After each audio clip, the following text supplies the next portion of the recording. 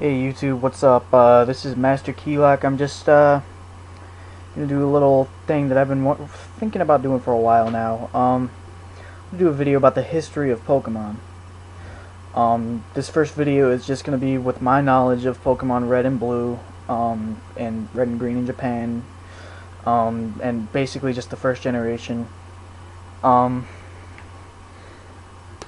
if I miss something, let me know.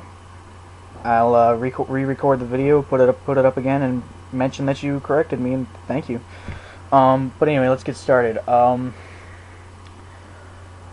Back in 1996, I don't remember the exact date, and fuck you if you do. Satoshi Tajiri, I think that's how you pronounce it. Yeah, I might even be thinking of the wrong guy, but he came up with the idea of Pokemon. He got together with some people. Game Freak, something like that. I don't know everything now. Don't want to know everything. But he got together with some people, made the games, and ended up having it produced by Nintendo for their Game Boy system. So, back then, everything was a lot simpler. Everything was easier. Things were not really better, but they were fun. There's only a little number. Some of you kids might not even know that there was only 150 Pokemon at one time. No, 151, but we'll get into that later. Shocking, isn't it? Yep. 150 of them little bastards to catch. And then after that, the first two games came out. People in Japan loved it, so they made Blue, which was basically an upgrade of Red and Green. And it was pretty well received also. So they decided to see how it would do in America. So they sent it over, and the blue cartridges, I believe, it was the blue cartridges, got destroyed in shipping. So they basically just took all the green and made that into blue, and gave it the graphics of the original of the blue from Japan, so that we didn't get the really things that look like roadkill that were the sprites of Red and Green. I mean, they really did look like shit. I'm not kidding. They looked horrible. But anyway, double chin. But anyway, so after they were shipped, we got them on September 30th, I believe, of 1998. Pokemon was amazing. I mean, Pokemon was a hit. I mean, with the TV show, or anime, as some of you people might want to call it, even though I wouldn't really. I mean, it's more like a kid's show than an anime. But anyway, whatever you want to call it. After the cartoon, TV show, anime, clusterfuck, whatever you want to call it. After that came out, it was a hit among kids. Excuse me for a minute. It was a hit among kids, and yeah,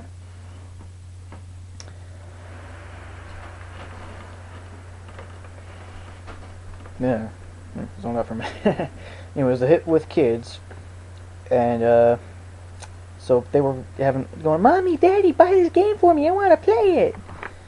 And I, of course, was among those kids. I was like 7 or 8 at the time, having a good old time, and wearing my little beanie, little propeller on the head, around the top, my big old lollipop, going, "Yay! I got a Game Boy!"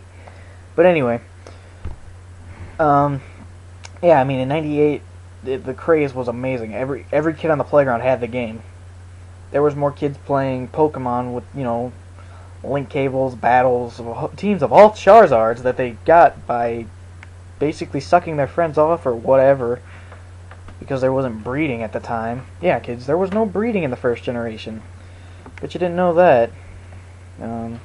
Some of you might have, but a lot of kids might not have known that. I mean, I used to work at Target, and I sold Diamond and Pearl to first-time Pokemon players. I was happy that kids were getting into Pokemon, but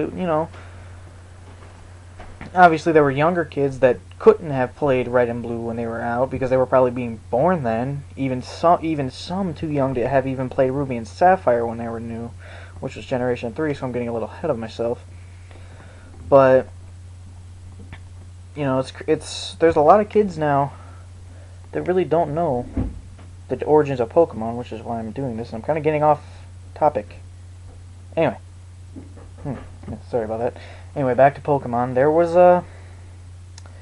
a hit for a long time. I mean, in kid years anyway, like 2 years, 3 years, maybe even 4. I'm not exactly sure when it started to die.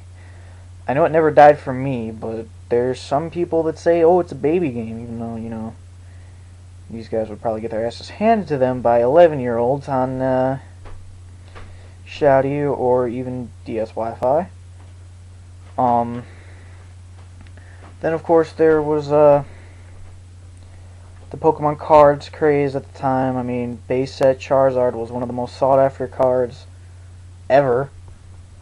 People thought it was worth so much money, and that was worth what, $5, $10? I don't know. If anybody actually knows the value of the original base set first edition Charizard, let me know. I'm kind of curious. But anyway, the hell did I? Where was I? I don't know. It's just me being retarded. But isn't ADHD fun? But anyway, back to Pokemon. At the time, the 3 starters were Charmander, Squirtle, and Bulbasaur, or if you want to do it in order, which I had intended to do, Bulbasaur, Charmander, and Squirtle. But anyway, those were the starters, and in that original generation, there was rumors abound. For example, everybody remembers the Mew truck. Everybody. If you don't remember the Mew truck was, number 1, a glitch that wasn't supposed to be there. Number 2, there was supposed to be a Mew under the truck, but there wasn't.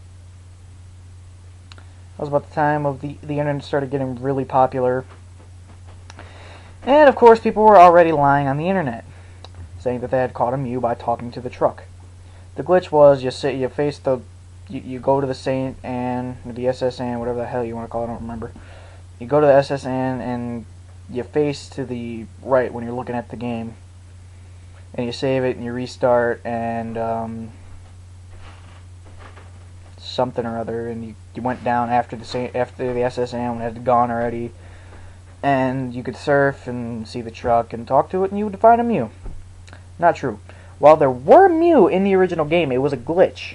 But it wasn't that glitch. That glitch didn't really do anything. Don't believe that glitch.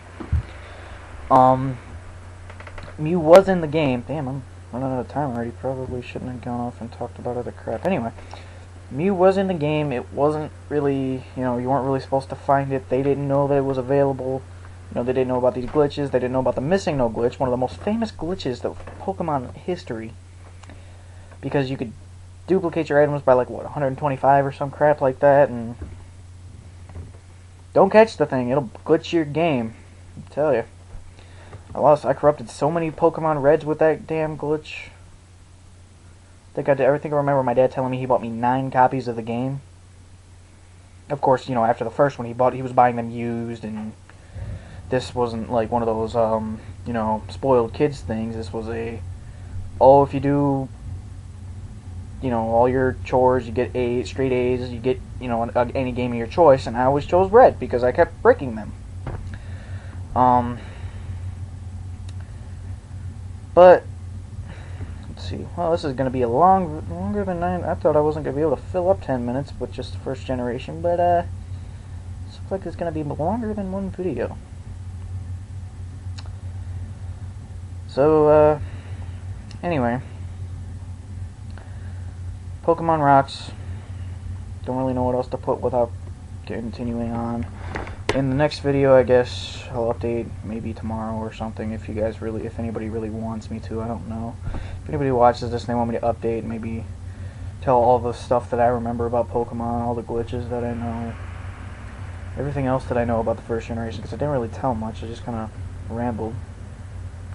Didn't really plan this out. It's just one of those kind of, oh, I'll do it. But yeah, if anybody wants it, just maybe one person leave a comment saying, yeah, do another one. Thanks. Bye.